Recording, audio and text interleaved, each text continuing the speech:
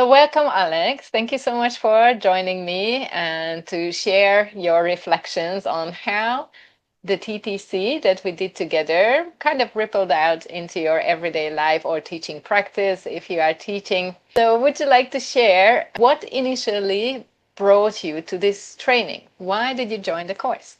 A year before I went to the training, I stumbled into actually Wonderland without knowing anything about yoga, without having any experience, and being very overwhelmed with the idea of going into yoga. But shortly realized that it is something that kind of helps me to get moving again. But also, I realized that what the main courses over there were just like very active. And I had the feeling that I'm already living a very hectic life, which there's a lot of like things going on. And diving deeper into yoga itself showed me just that there's also the side of Yin yoga that takes a break from being all hectic and focuses a little bit more on my inner space, me, myself, and I would say. And that kind of drew me to that. And through the conversations I had with you during this time and being able to ask question, what is it about? What I'm going to expect from all this?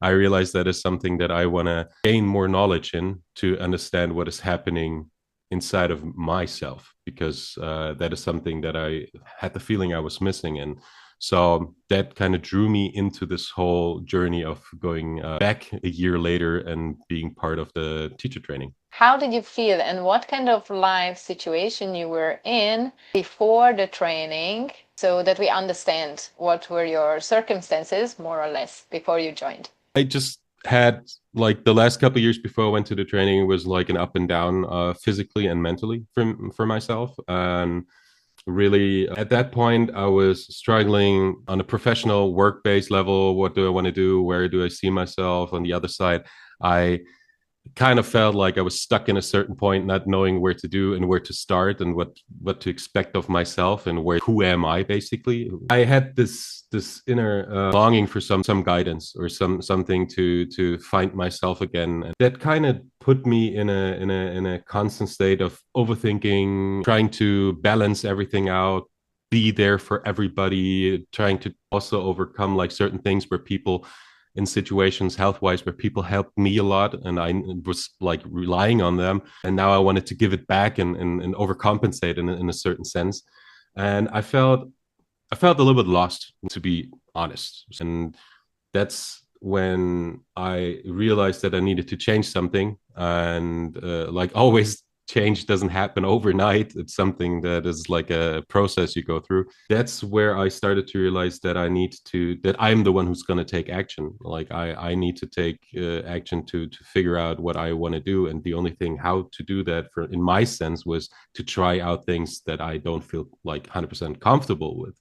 Like, for example, stumbling into a yoga class, never done it before with all those people doing yoga there and me sitting there and be like, okay, I don't know. I'm just seeing where it leads me. And fast forward, now I'm sitting here and being able to take certain things I've learned over the years and also in the training to incorporate in my life and also in the life of the people around me. Thank you so much for sharing. Looking back now, what would you say is the one shift you notice how you show up in life, in relationships, and any major shift on your way of being? I learned through Yin Yoga and also in my sense meditation to take time for myself. And through this, I have a feeling that I became way calmer in so many areas in life, decision making, even when you're like in front of bigger decisions, work wise or in private life, to have time to think about it and to be calmer in your decisions and not overthink them, but realize them that these have certain impacts on my life, or that if I do this now, this will mean something for the future or for the moment itself. So I would say being more calm and being more with myself and also being not afraid of my thoughts and all the emotions that I have with that, to acknowledge them and welcome them in and be like, these are a part of me and myself, and I don't need to push them away.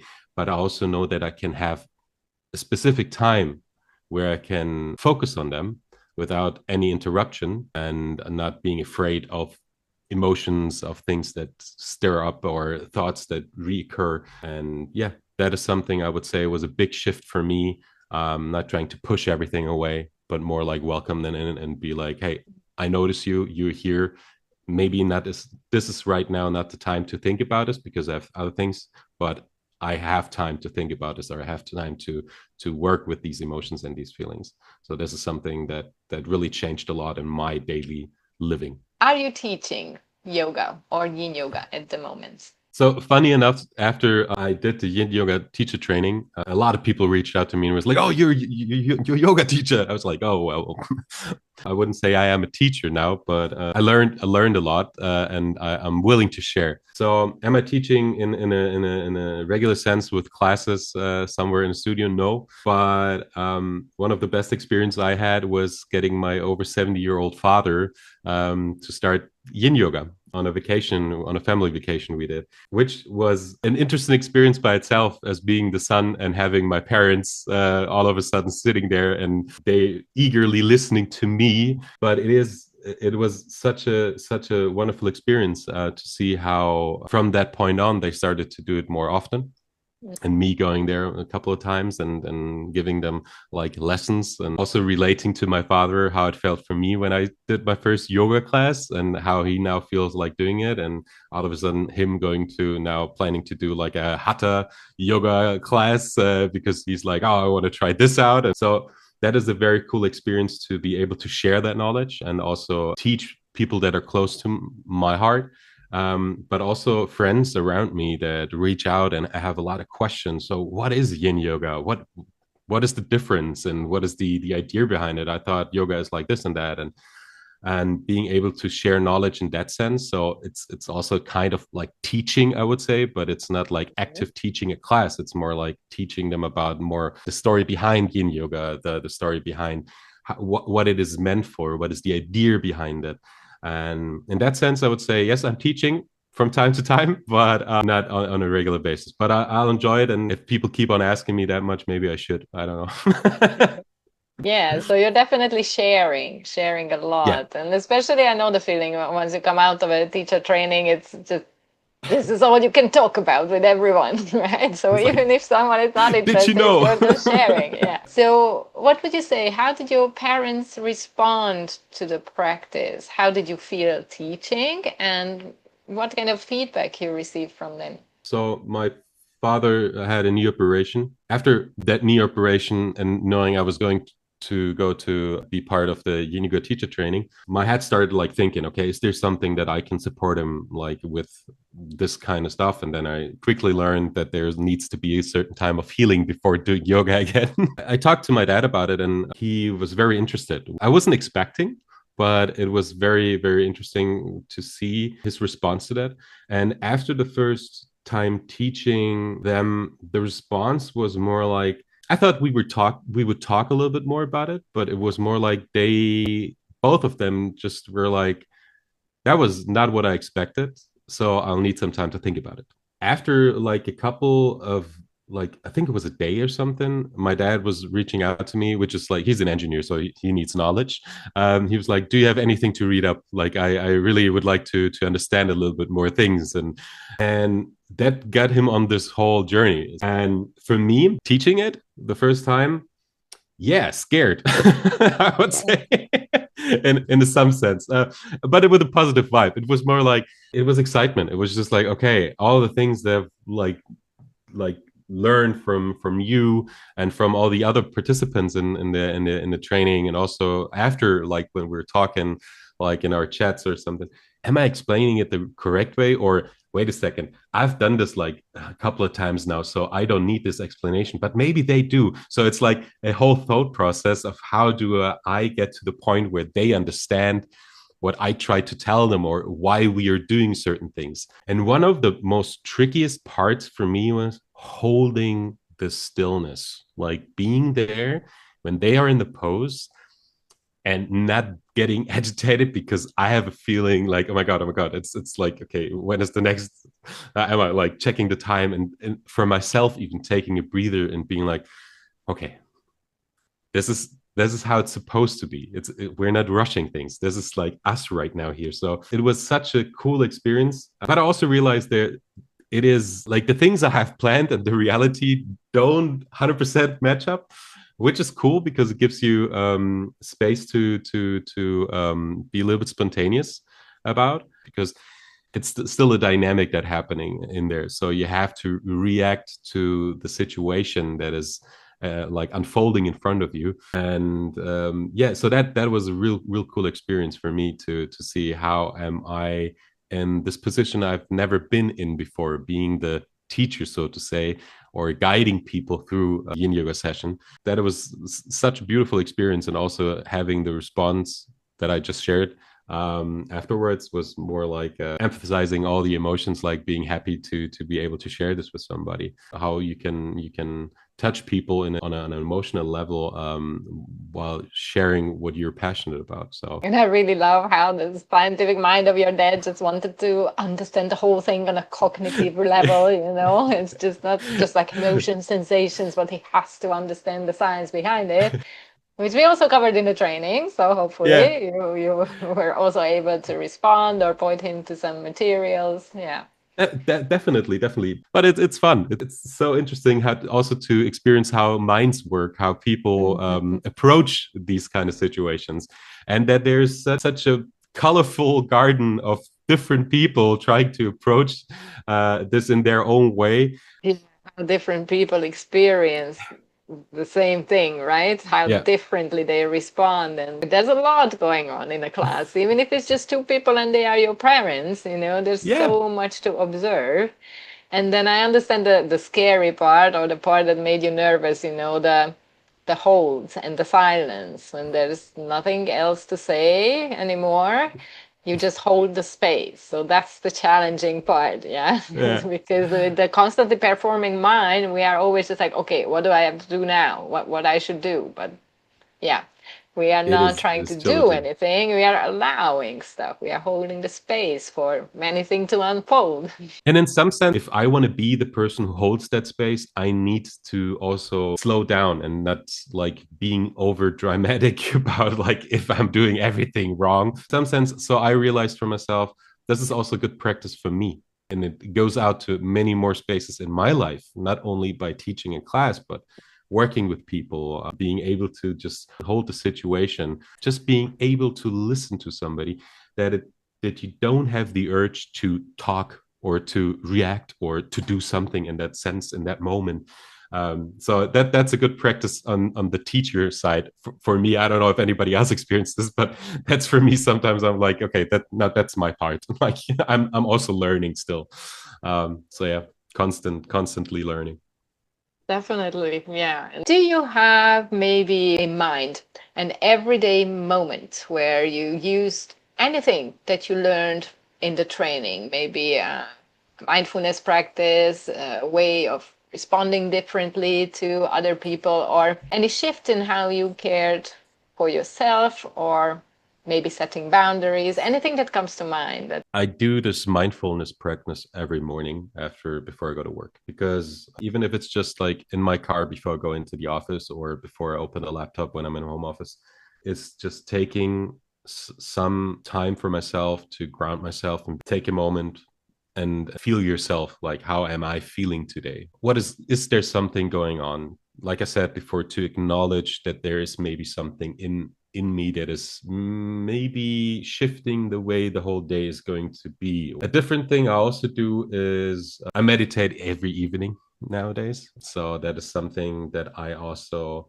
learned, that taking time for myself, like taking this moment to reflect and taking a moment of stillness and turning off all the computer, telephone, and right before I go to bed gives me the moment to already be more calm with all the thoughts, all the stormy thoughts in my brain that come over all day long, with all the things that trickle in, that helps me to have a better night's sleep. The third one I would say for me is I do a yin yoga practice every second day. It's just very relaxing for me, as also releasing a lot of stuff. is something that helps me a lot. Very nice feeling to be able to sit down for like 45 minutes to an hour and just be with me and feeling your body, recognize how I'm feeling today.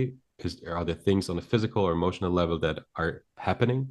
And then taking this and transferring this to what kind of asanas do I want to do in my yin yoga session for myself. The transfer of recognizing something is going on to trying to work with that knowledge, and the knowledge I learned through the training is something that I do every second day. That's quite a big takeaway, right? Especially Yeah. that you did manage to establish a regular practice.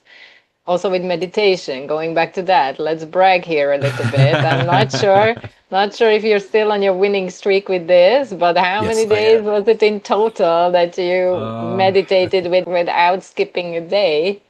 I think I'm somewhere around almost 500 days now. 500.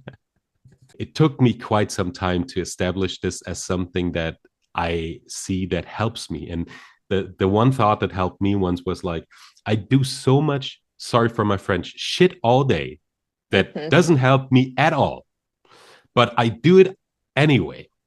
Why am I not even doing every second day something that I know that helps me? Why am I not taking 1 hour out of 2 days, 48 hours, and I take 1 hour and I just take it for myself? Or the 20 minutes before I go to sleep? Or I just want to emphasize it's not something that came like overnight. It was like a process to get to the point where I'm right now. It's a marathon, not a sprint. So. If someone is considering joining this training, but they're not quite sure yet, what would you tell them?